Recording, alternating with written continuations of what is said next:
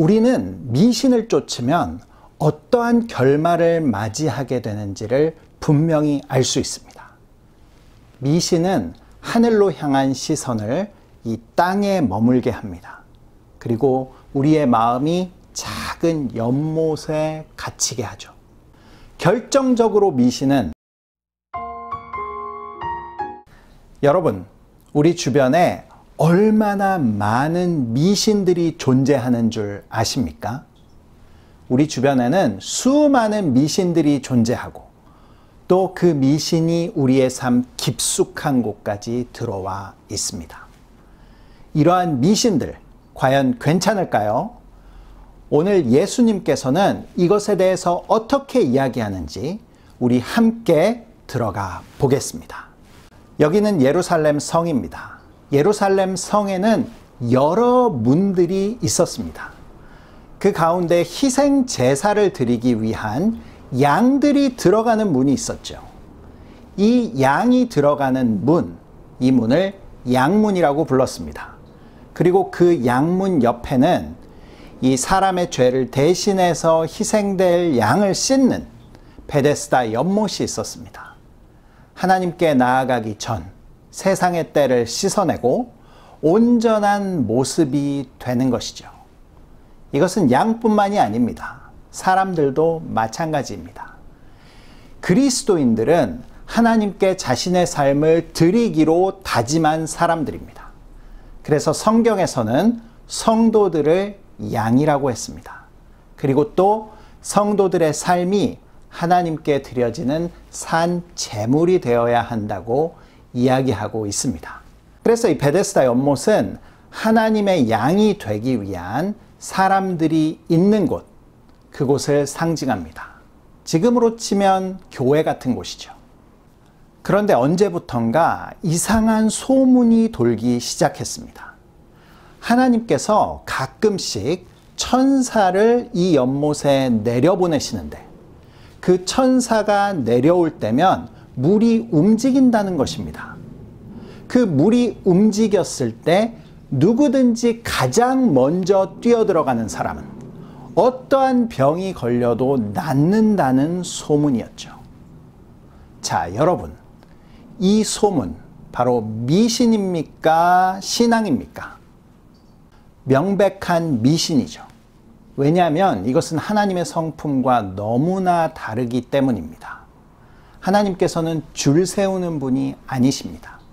1등에게만 은혜를 베푸시는 그런 분은 아니시죠. 또한 사람들의 이기심을 자극하여 서로 경쟁하고 다투게 만드는 그러한 분이 아닙니다. 이 일은 하늘로부터 내려온 하나님으로부터 된 일이 아니라는 것입니다. 바로 미신이죠. 하지만 그 소문이 돈 이후로 그 연못은 병을 고치려는 사람들로 인산인해를 이루었습니다. 바로 연못으로 뛰어갈 수 있는 그 가장자리는 다툼이 치열했죠. 하나님께 바쳐질 양을 씻는 그 장소가 먼저 병을 고치려는 사람들의 치열한 전쟁터가 된 것입니다. 바로 그 혼돈의 장소에 예수님께서 오신 것입니다. 그곳에는 가장 오래되고 심한 병에 걸렸던 38년 된 병자가 있었습니다. 예수님께서는 그에게 묻습니다. 내가 낫고자 하느냐?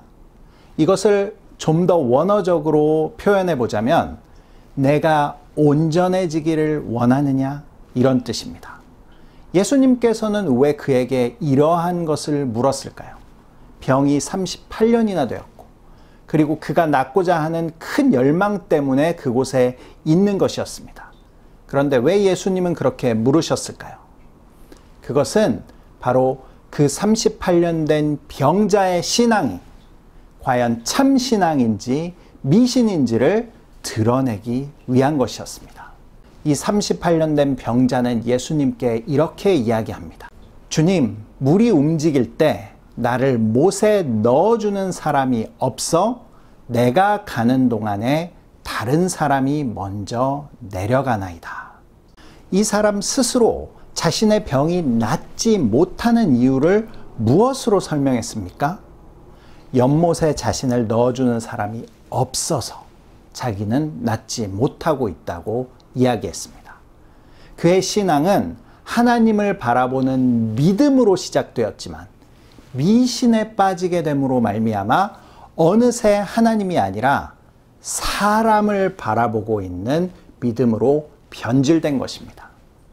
또 거기서 끝나지 않았습니다. 주변에 있는 같은 신앙인에 대한 원망과 불평이 쏟아졌습니다. 하나님을 믿는다면서 새치기하여 복을 가로챈 사람들, 먼저 병이 나았다고 잘난 체하는 사람들, 도와주겠다고 약속해놓고 지키지 않았던 사람들, 이렇게 주변의 사람들에게 실망하고 시험에 들어서 매일 남 탓을 하는 모습으로 그의 신앙은 바뀌고 만 것입니다. 우리는 여기서 미신을 쫓으면 어떠한 결말을 맞이하는지 분명히 알 수 있습니다. 미신은 하늘로 향한 시선을 땅에 머물게 합니다. 그리고 그 시선이 작은 연못 안에 갇히게 하는 것이죠.